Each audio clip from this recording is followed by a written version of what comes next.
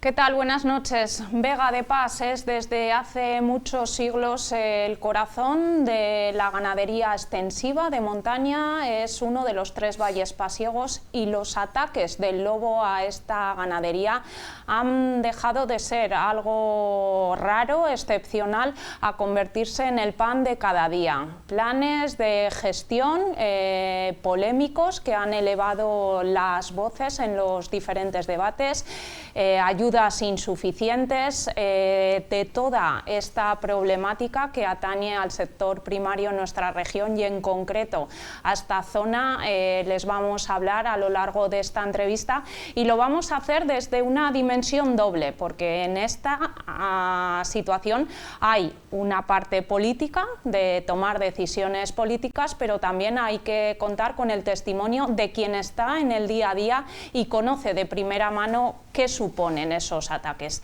Por eso pasamos ya a dar la bienvenida a nuestro invitado de esta noche. Él es Juan Carlos García Diego. Buenas noches. Hola, buenas noches. Alcalde de Vega de Pas, papel por el que muchos le pondrán cara, pero también ganadero. Y por eso hemos querido invitarle, porque la pregunta que sobrevuela la entrevista de esta noche es la que se hace mucha gente a día de hoy en Cantabria, sean o no conocedores de la gran problemática, y es si existe, si puede ser posible la coexistencia entre la ganadería extensiva y el lobo a día de hoy. Sí es posible, siempre y cuando se regule. Yo creo que lo importante es que haya un control de la población del lobo, como ha habido siempre. No podemos olvidar que el lobo, desde el año 93, en el decreto Hábitat del año 93, ya está protegido. El lobo se protege, pero sigue siendo una especie cinegética con un control de población, etcétera. Eso hacía que la estabilidad entre el ganadero, la ganadería extensiva y el lobo fuera coherente y estuviera, bueno, había bajas lógicamente, pero se podían asumir sin que esto produjera un deterioro para el sector ganadero. En el año 2021, el lobo entra a formar parte del ESPRE, o sea, la Ley de Especial Protección de las Especies Salvajes. Ahí ya es intocable, el lobo es intocable y no se puede regular, no se puede controlar. Lógicamente, en estos pocos años, estamos en el 25, la población de lobo ha subido tanto que necesita comer, lógicamente, pero ya no solamente el lobo mata por comer, el lobo mata por matar. De hecho, entra en un rebaño de ovejas o tal, y no te mata una, te mata 10, 12, las que sea, y se come una o una parte de cada.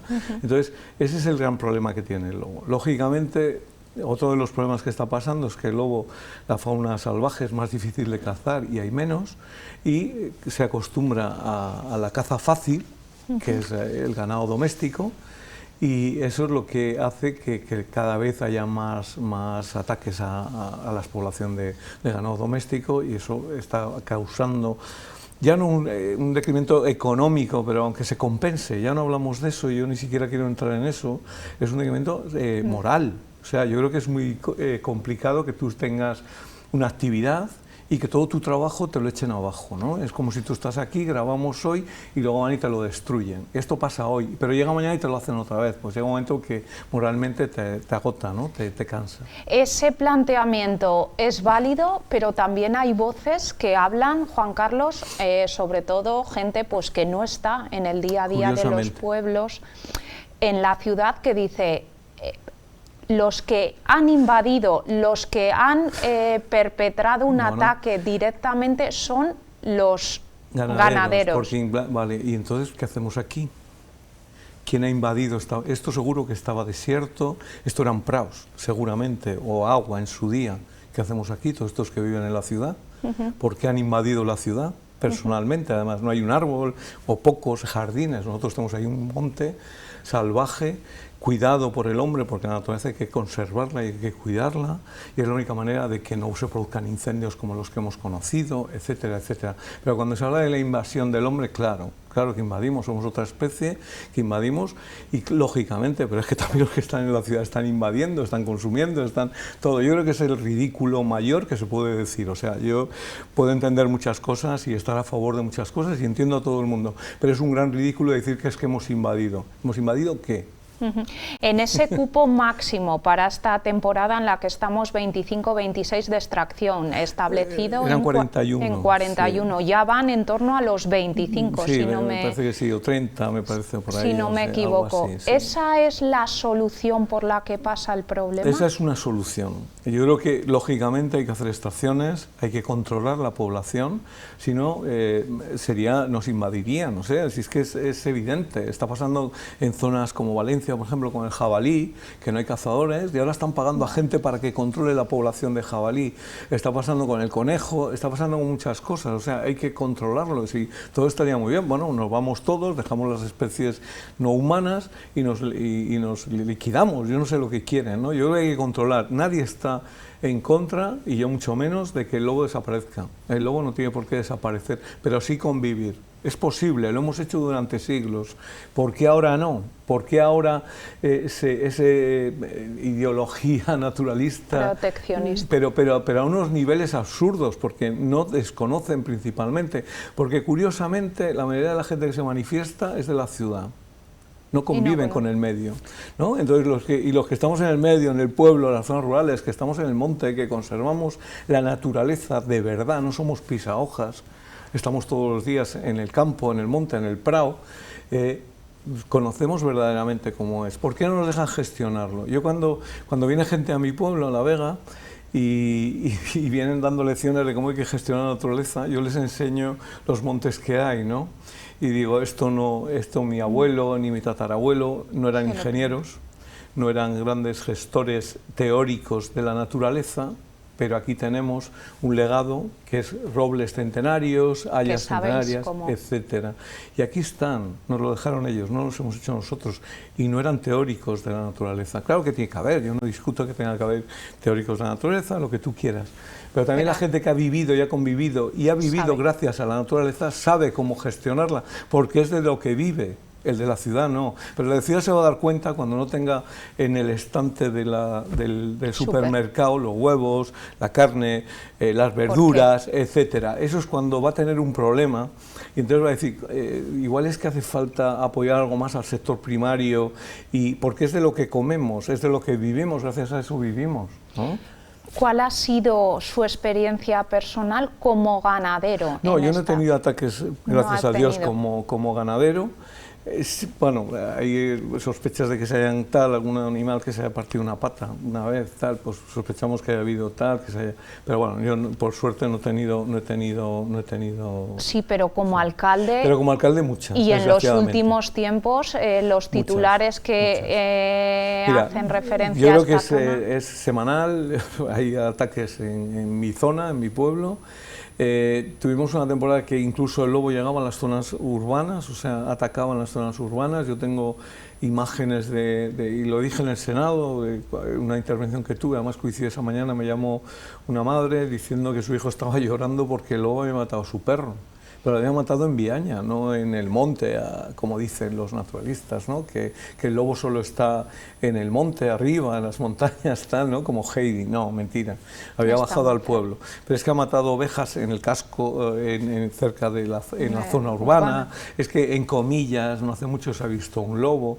¿Por qué? Porque hay sobrepoblación y lógicamente van buscando territorios, cada manada tiene su territorio y lógicamente tienen que cubrir más espacio, pero es por sentido común. Si esto lo entiende cualquiera, ¿no? Yo creo que no hace falta ser tal. Si cada vez hay más, necesitan su territorio cada manada, cada vez el espacio tiene que ser mayor, ¿no? Y van ocupando más espacio. Ese ganadero que llama a su puerta y... Pues desesperado y impotencia por mi parte, y por parte del ganadero.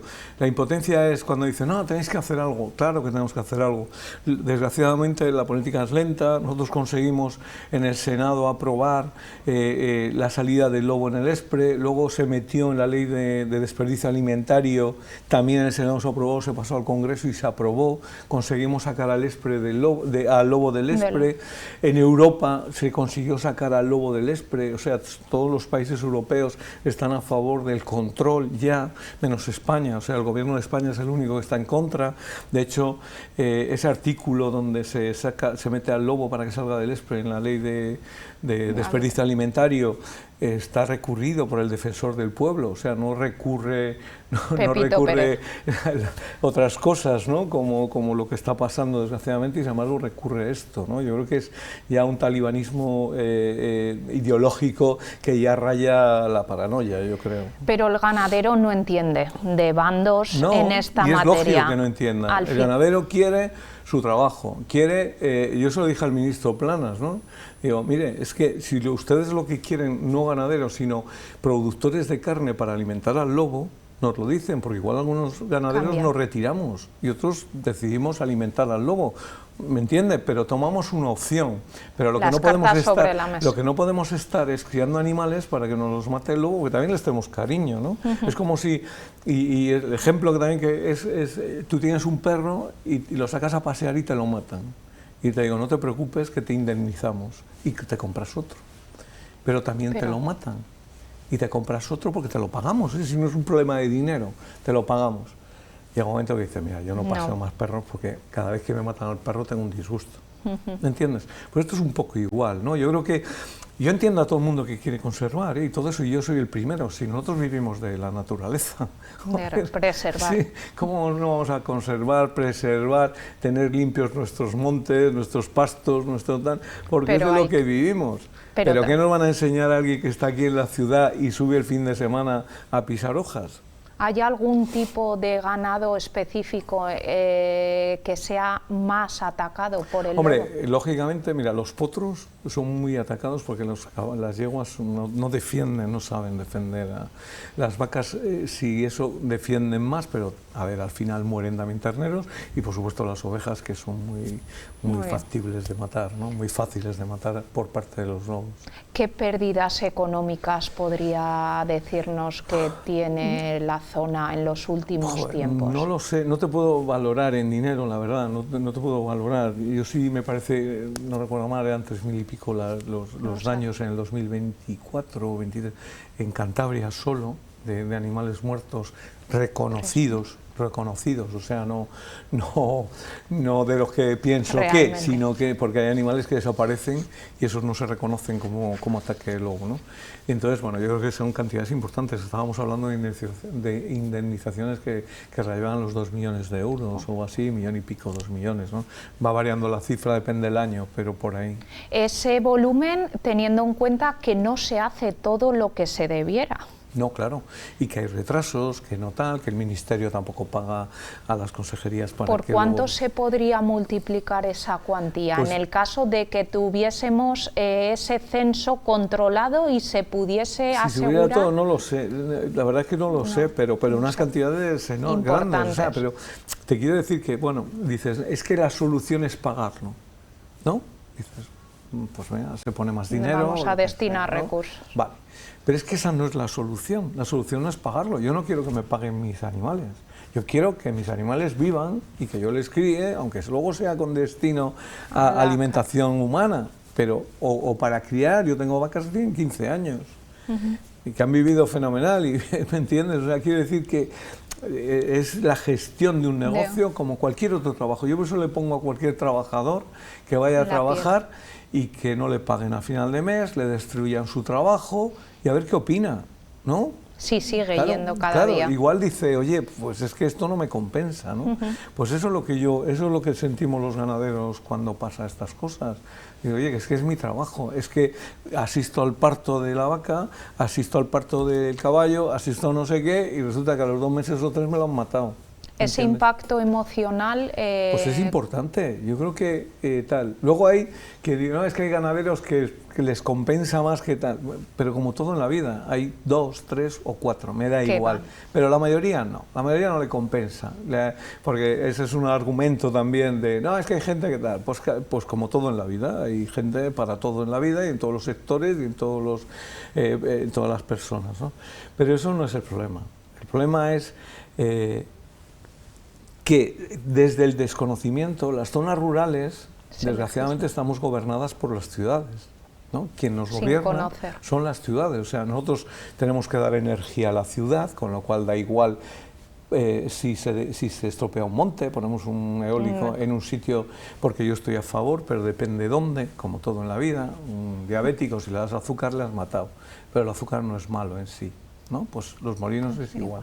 Entonces, ¿qué es lo que hacemos? O sea, las zonas rurales somos estupendas, si necesito energía no hay problema, me la dais, que da igual, el efecto visual da igual, pero no me lo pongáis aquí en la bahía, porque, joder, a mí sí me fastidiáis, ¿no?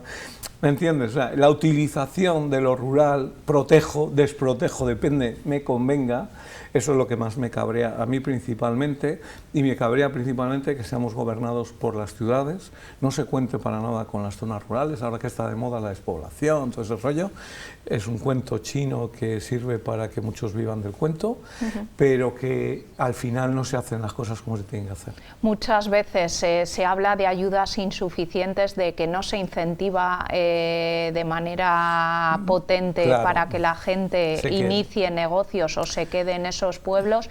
¿Conoces casos de gente que haya apostado por la ganadería y que precisamente por esta problemática última del lobo haya tenido que cerrar su negocio? No, que haya apostado, que haya tenido que cerrar, yo personalmente no lo conozco, los hay seguro, pero que sí que desmotivan seguro, o sea, eso es evidente, ¿no? Que hay gente que empieza con una ilusión. A ver, el empezar en el sector ganadero es muy costoso, cuesta mucho dinero. Cuando se habla de la subvención que se da a las incorporaciones y tal, eso sirve para nada, para muy poco, viene bien, lógicamente, pero habría que dar más, porque hoy iniciar un negocio de ganadería hablamos de millones y de un sacrificio enorme y de una rentabilidad escasa.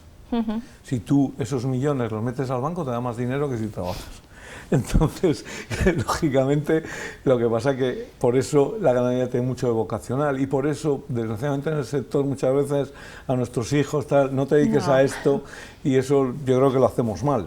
Yo creo que lo hacemos mal porque es una actividad preciosa, es una actividad que da vida, que es el sector principal para que la gente pueda vivir, que en este país, en España, y con el gobierno que tenemos, se lo está cargando, o sea, no tiene ningún interés. El otro día en Azores me comentaban que el propio gobierno portugués en las islas tiene todo el terreno agrícola y ganadero, lo protege para que los ganaderos no lo vendan para construir ni para nada, sino que lo sigan conservando. Para eso les da no la PAC, sino que el propio gobierno portugués les da un incentivo todos los años para que ese señor no tenga necesidad de venderlo porque viene alguien, le promociona y le dice...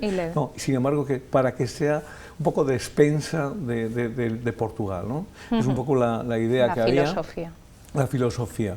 ¿Por qué? Porque hay que darle valor al sector primario, no se lo damos. Y nosotros somos los primeros que cuando nos atacan no nos defendemos, la carne es mala, contaminamos, no sé qué. Resulta que, joder, un coche no contamina y todos vamos en coche, ¿no? Entonces, ese es el tema. Nosotros tenemos que también defender al sector primario, que es fundamental, y tenemos que levantar un poco la voz cuando nos atacan de esa manera, muchas veces sin argumentos, muchas veces con estudios presentados por intereses ajenos, etcétera, etcétera, porque también el CO2 que recupera la naturaleza en la agricultura, y eso no se valora nunca.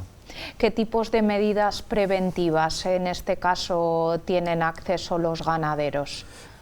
Mira, perros, vallados, no sé, todo eso al final... Queda insuficiente. Claro, es insuficiente, pero es que luego además no se puede poner puertas al campo. O sea, quiere decir que vayamos todo el monte o parte del monte, que tenemos que... es que el espacio natural del lobo es ese ya, pero de las vacas también. Porque la Vega de Pas era todo monte, se hizo y eran prados, pero hace miles de años, muchos años, y se hicieron prados gracias al trabajo de la gente, a gente que se esforzó y que supo vivir de la naturaleza, supo convivir con la naturaleza. ¿Esto está lastrando el futuro generacional del campo en una zona como la Vega de Pas? Lógicamente.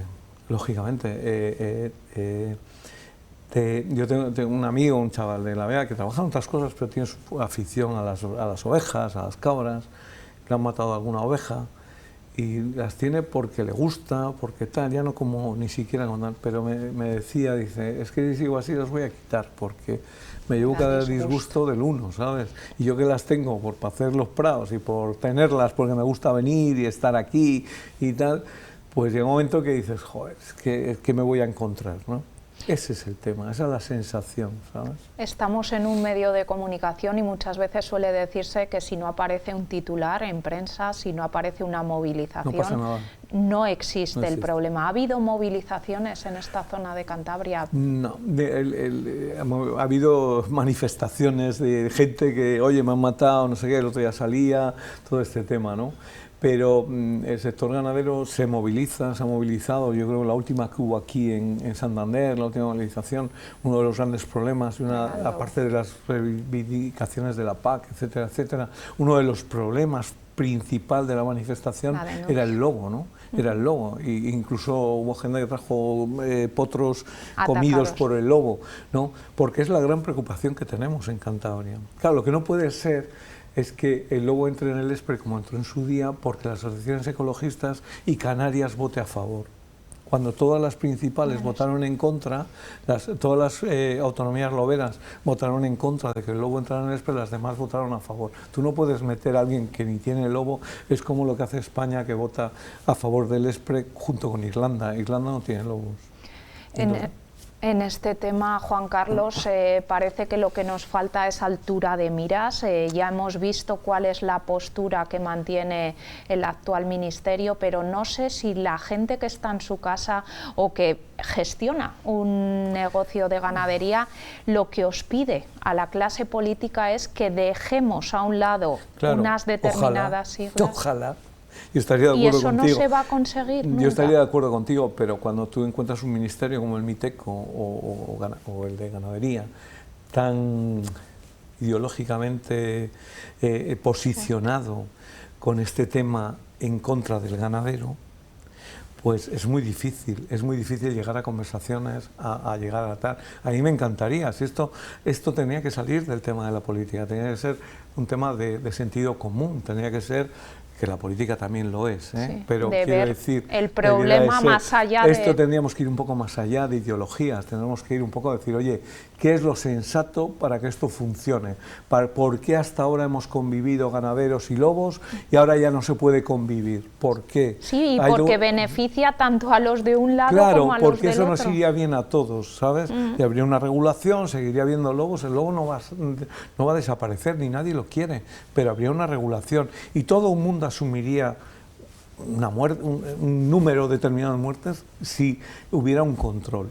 El problema es el descontrol y el problema es cuando se hace ideológicamente, por un motivo ideológico, no por un motivo de necesidad ni de que sea bueno o malo. Y en este caso, ¿cuál es el caramelo por el que pugnan unos y otros? ¿No? Porque no alcanzo a... no se alcanza bueno, a ver. Porque mira, es muy fácil. Si yo ahora te pregunto, ¿tú quieres que se elimine el lobo? Así, abstractamente, sin más, dirías no. Si yo voy a la ciudad, yo voy a Santander, voy a Madrid, voy a no sé dónde, y digo, oye, ¿estás a favor del lobo? Yo te hago esta pregunta, el 99% dice que sí, ¿no? Entonces, se utiliza ideológicamente, se utiliza electoralmente, porque el 80% de la población está en las ciudades, el 20% en las zonas rurales. Es cuestión de peso poblacional.